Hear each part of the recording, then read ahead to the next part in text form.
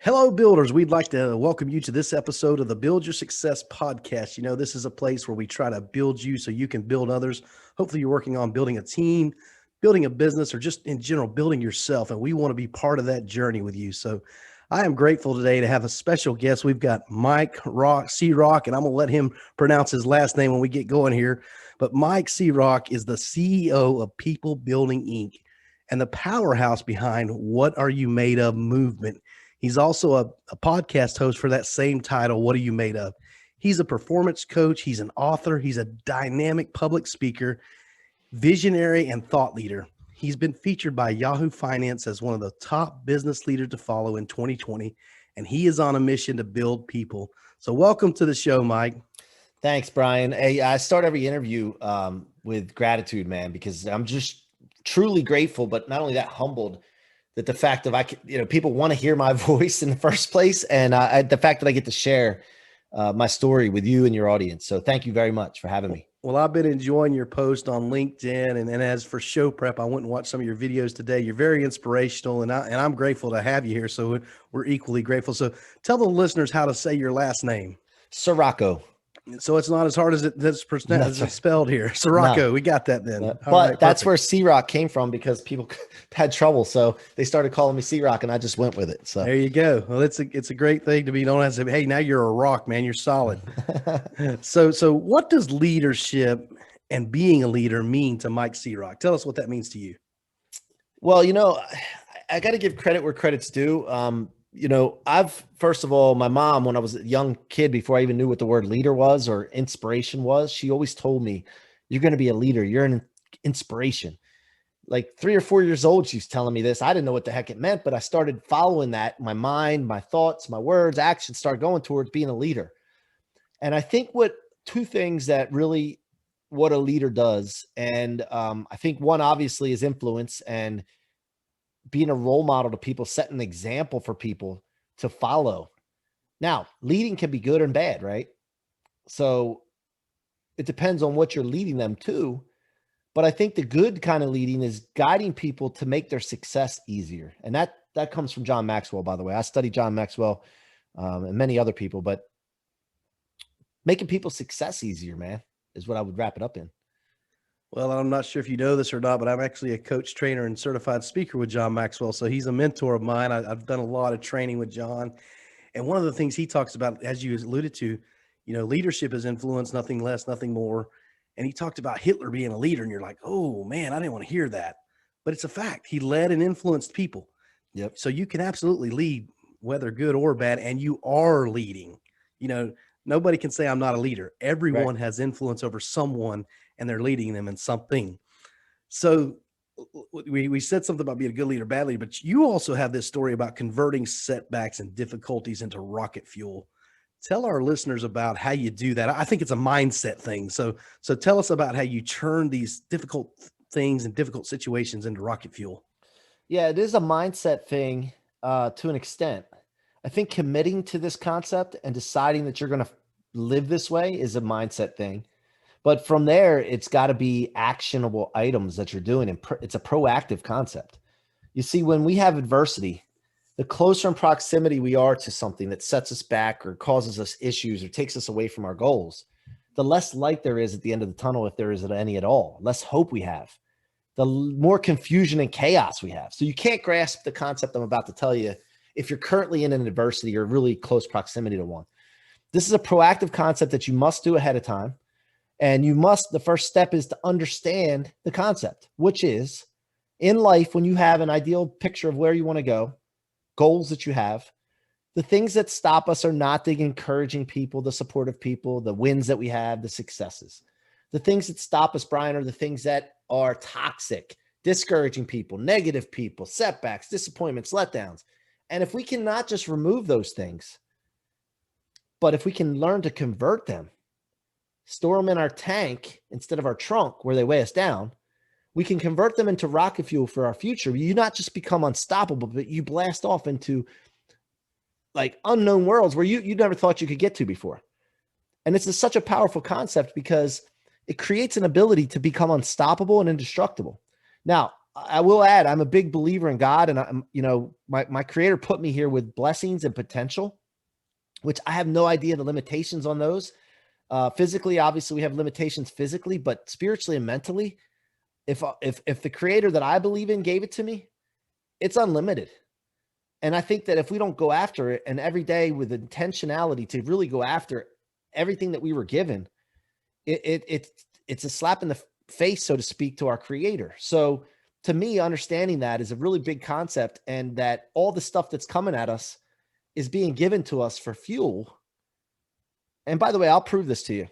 If you actually did an exercise where you wrote down all the setbacks, all the difficulties and letdowns in your life, and on a piece of paper you wrote them down, and on the left side they were there, and on the right side to the right of them you write down any opportunity or good that came out of those things.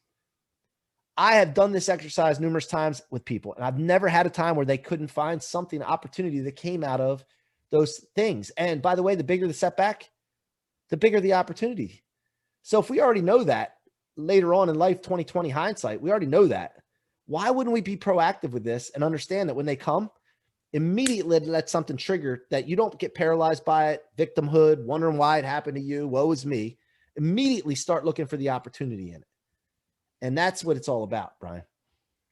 Man, that is so smart. And I love your analogy about putting the fuel in the tank and not in the trunk, because as you're alluding to, man, you can use these experiences either to propel you, or they're going to be an anchor holding you down, holding you back. And no matter who you are in life, man, we all have setbacks. We all have challenges and struggles, but how we choose to use those things. And like you alluded to, man, sometimes it's a stepping stone to the next step, to the next level. Hey, I want to get it under my feet, but I need it under me to raise me up, Yeah. so Yeah. just I don't want it easy, man. Like if this things start going too easy and smooth, I start to get concerned. So yeah, you're not challenging yourself enough if it's easy. You got to be stretching and growing yourself. John talks about the law of the lid. Yep. We got to be raising that lid. And I heard him speak for Live to Lead, and he said that a leader never has 2 good days in a row. And it's like, wow, that's pretty interesting that a leader never has 2 good days in a row. You see that logo up there for those watching? That's a C and 2 upside down R's for C-Roc, but there's a guy in there going like this. And I always think about the reason I had that is, one, like lift up the world, right? But not only that, raise the roof. Like John's law of the lid. Let's raise the lid. Like we want our hands up here like this, going this way. I always say this, Brian, thrust is a must. And that's, the rocket fuel concept, man. Thrust, we have to be thrusting. We got to be going forward. And in order to do that, we need the setbacks. We need these things. That's our fuel, man. So that's what it's all about, brother. I'm so fired up, obviously, you can tell. And I hope you don't mind. I should ask permission to get this fired up on your show, but I love this. And to be able to relay this to people and change lives with it is just, it's so meaningful to me. Well, you're inspiring me, and I know you're inspiring our listeners. So you have my permission, man. You got it. So, Thank you. Thank you. It's great, man. And just how we, the other thing that we can be when we go through troubles and trials is have empathy for others. And this life, man, we have so many people helping us and so many people we can help. I like to talk about being a mentor, and I've always got someone that's mentoring me, and I'm always mentoring someone else. And it's this human chain of connectivity where we're helping each other. But if I've been through things, maybe someone that's going through that can say, hey, I know this is very difficult for you at this moment, but let me tell you what's on the other side of it. And like you said, man, it's the propelling. And so just helping people understand, yeah, you got to go through this. And I have 21-year-old twins that have decided to join the construction industry, and I'm excited about that, man, because they're following dad's footsteps in construction boots. However, I've told them, you got to earn your stripes, because that's what it's about, man. There's going to be challenges. There's going to be things that are hard and rough and difficult. And hey, it's not easy, man, but keep pushing forward, keep making those steps. It's those small steps, those consistent small steps that build us and grow us into something we are. And you have to stay consistent even in the challenging times. Yeah. Yeah. I love the construction business, by the way, because I don't know if you know this or not, but I grew up in, my dad was a mason. My grandfathers did stucco work, drywall, plaster. I grew up in that, mixing mud, pulling buckets of mud up on a pulley on the scaffold, reading blueprints.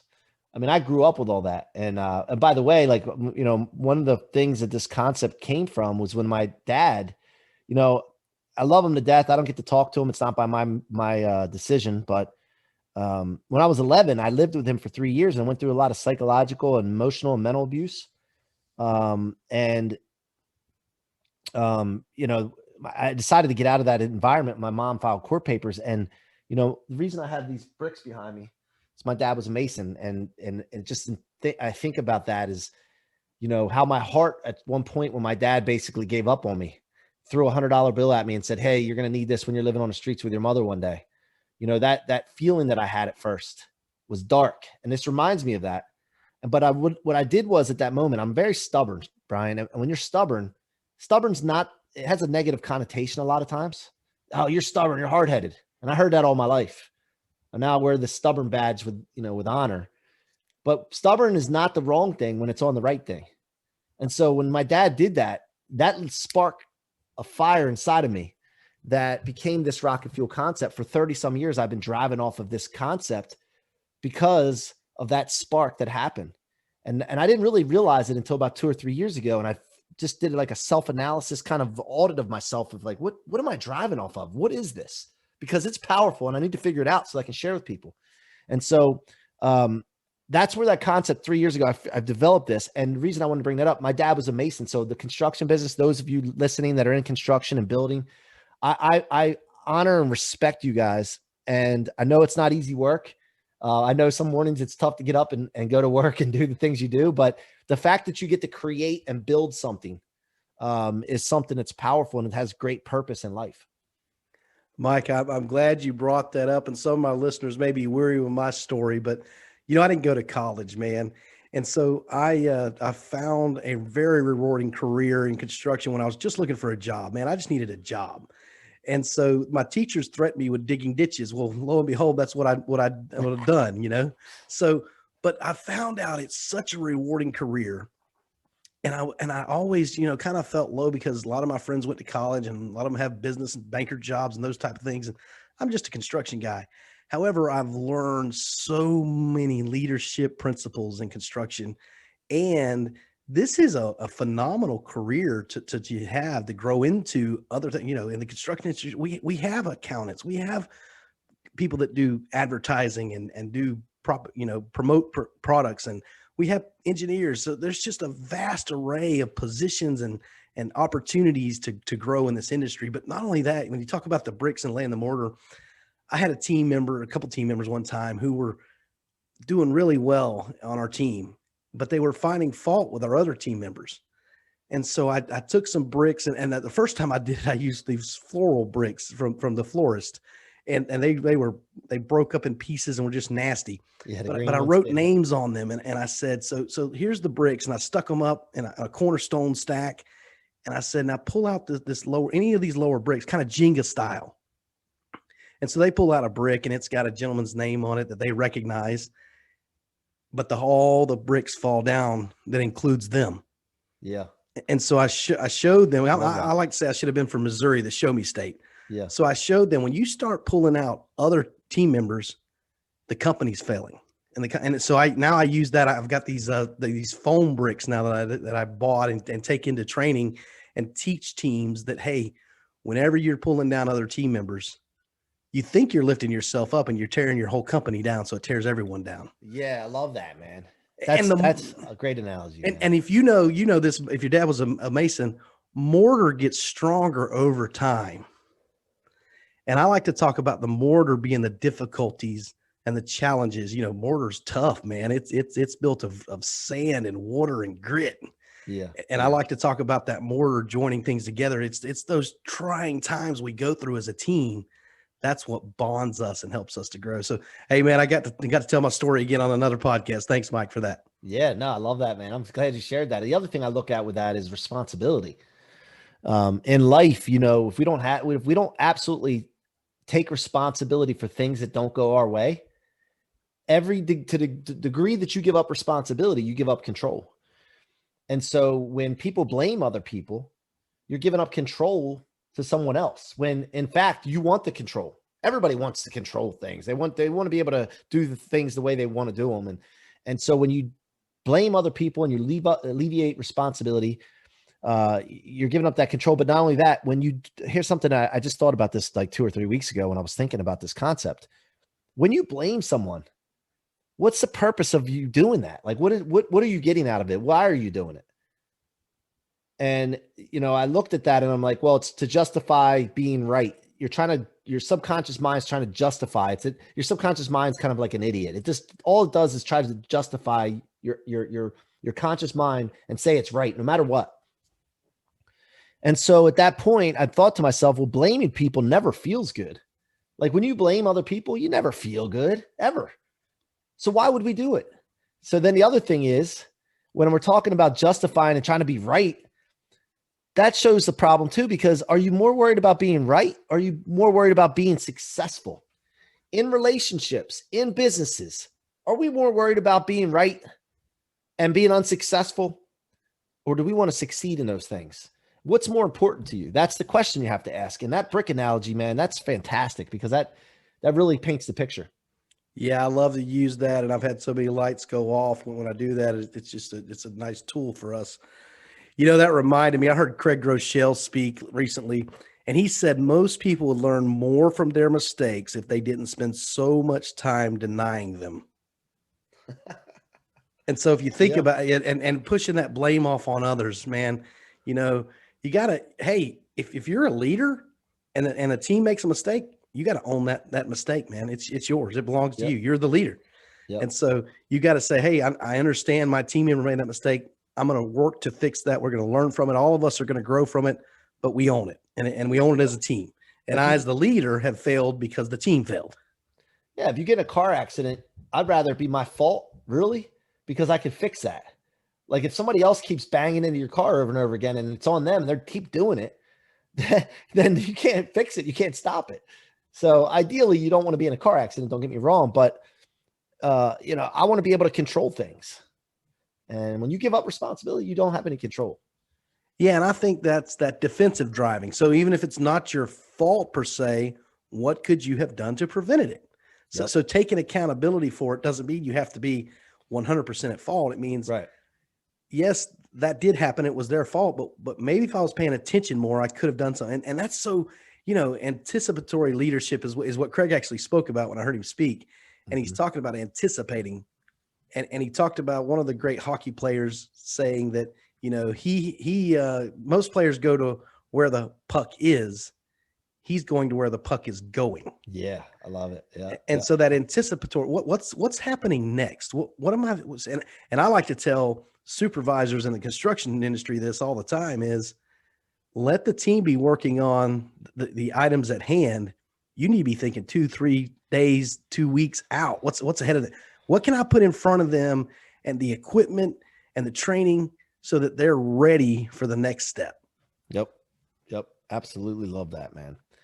And it's all about being proactive, right? When you're in reactive mode, you can't really accomplish anything. You're just letting things come at you, whatever comes your way. But it's like chess, man. Chess, not checkers, right? You're looking 3-4 moves ahead of yourself, and that's the best chess players do that as well. And when you lay that groundwork out, it's like kind of like if you're the old times when they were laying railroad out, and they would lay the tracks way ahead of time before the train came. If you run the train and you're trying to put the tracks down as the train's going, the train doesn't go very fast. So, a lot of concepts that we know that are success concepts are so simple, but yet we complicate and make things so difficult sometimes. Without a doubt, man. And it's so easy to complicate, to overthink things, just to go, what if this happens? What if that happens? I had a recent understanding that, those times where you wake up and you realize you had a nightmare, something horrible that might've happened to your family member. And you realize, well, that was just a nightmare. It's okay. Everything's fine. And it made me think about the times I tell myself something bad's going to happen. Or if I try to start a podcast, nobody's going to like it. Mm-hmm. You tell your stuff these things that aren't true. Yeah. And so if you could just think about it, like I would guess, 80% of the stuff especially self-defeating stuff, it ain't even real, man. It shouldn't even be paid attention to whatsoever. It should be said, I'm not going to believe that. I'm going to press on and persevere anyway. And things are going to work out the way they're supposed to. Yeah. The word reality comes into mind here. And what what is reality? What is really reality? Reality is when you have an agreement in your mind on something. You agree that that is real based on your perceptions. And so let's say you and I are sitting out on a construction site and we see a wheelbarrow sitting there full of mud.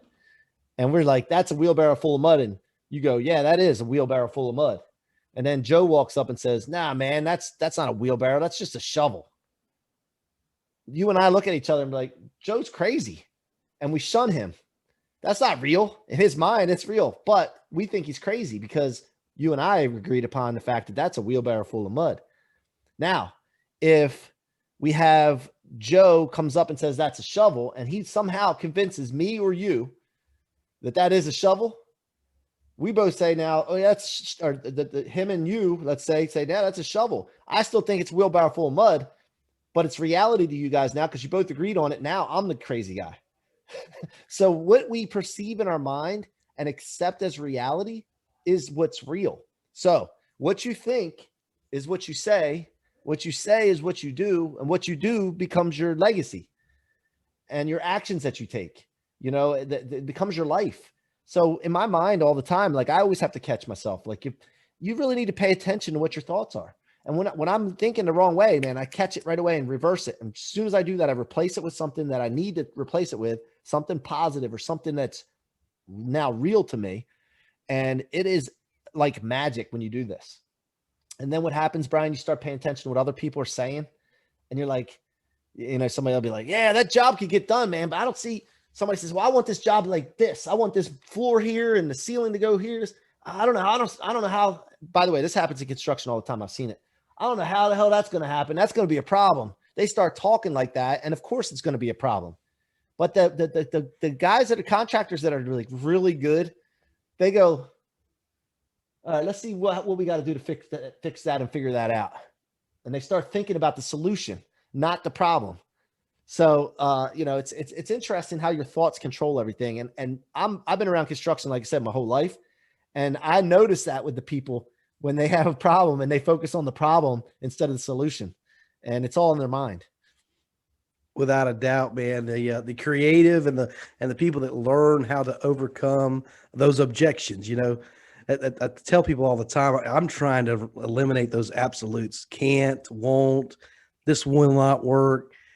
Before you have say those things, think through, well, maybe it can, maybe we could make this work. Maybe there's a way around, and try to think through every opportunity before you just say it can't happen. Because when you're sitting there saying it can't happen, somebody's going to pass you doing what you said can't happen. Yeah. C-Roc is going to come past you. That's what's going to happen. Like I'll roll past you.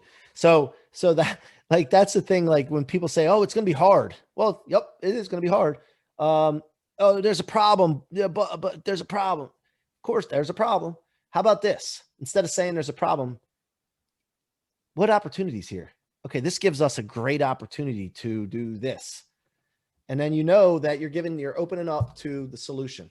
There's always a solution to a problem. There's absolutely 100%. It's a law. There's always a solution to a problem. It's just being open to it. And, man, in construction so much, I've seen this so much, man. And I know you have too, where people just focus on the problem. I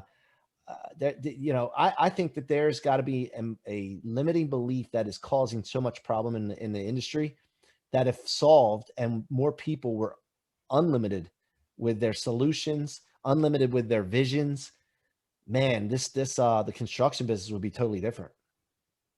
Well, that old 80-20 rule, right? Where 20% of the people do 80% of the work.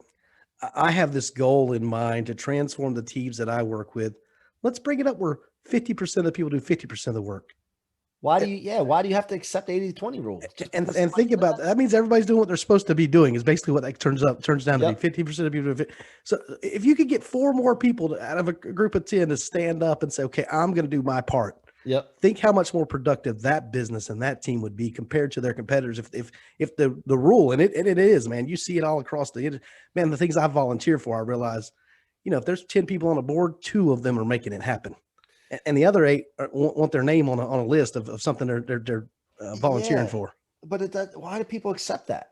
That's a problem. I think talking about that rule in general, being a rule is a problem because it already, Again, what we think is what we say is what we do. It already triggers something in us to accept that. So I'm not my team. I have 40 employees in this mortgage thing that we do. And listen, I ain't letting that happen. We're not talking about no Exactly. 80-20 rules. We're talking about everybody's going to do their job or they don't work here. And I'm not okay with it otherwise. And if you need to, you need some help, you need some clarity, you need some knowledge, I'm here for you. We're going to make that happen. But we hold people accountable. And that's why we're exceptional instead of mediocre. And it's all about leadership, like we talked about in the first place. What you accept becomes your reality. That, my friends, is rocket fuel and not counterweights in your trunk. That's right. That's right. Mike, I love that. Listen, we're at that stage of the podcast now where we need to bring things to an end. So tell the listeners where they can find you, how they can get in contact with you.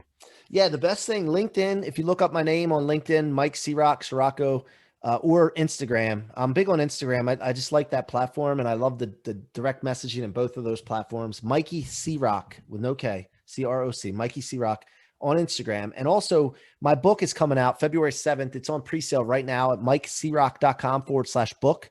That book is not just a business book. It's for everyone that wants to learn how to become unstoppable. The subtitle is called Convert Setbacks, Become Unstoppable, And our friend, I don't know if you're familiar with Grant Cardone, he wrote the foreword for the book, and I'm very proud about that. Yeah, I see your 10 times hat, so I know you were a Grant guy. So yeah, 10X. He's changed my life, by the way. I mean, I had some doing in that, but that book is powerful. Just the concept and a way to think, and it aligns really well with Rocket Fuel. Well, listeners, there you have it. There's going to be a book in February. You can pre-order now. I'll be sure to keep all those things in our show notes. It was great to have you listen to the Build Your Success podcast today. Now, listen, this is the last episode of the year. I want to remind you to go back and check out our episode about reflecting. It's time to make some reflections. Man, 2020 was such a tumultuous year, and you need to think about how you can use that for rocket fuel. I'm going to borrow C-Roc's words here. Take 2020. I've been saying, let it be a plow that's tilling up your soil and making you better. And think of that, how you can make it better, because everybody went through that. We all went through it together, and we need to learn from it and grow from it, not be destroyed by it. So thanks for listening to the podcast today. Remember to build yourself and then build others.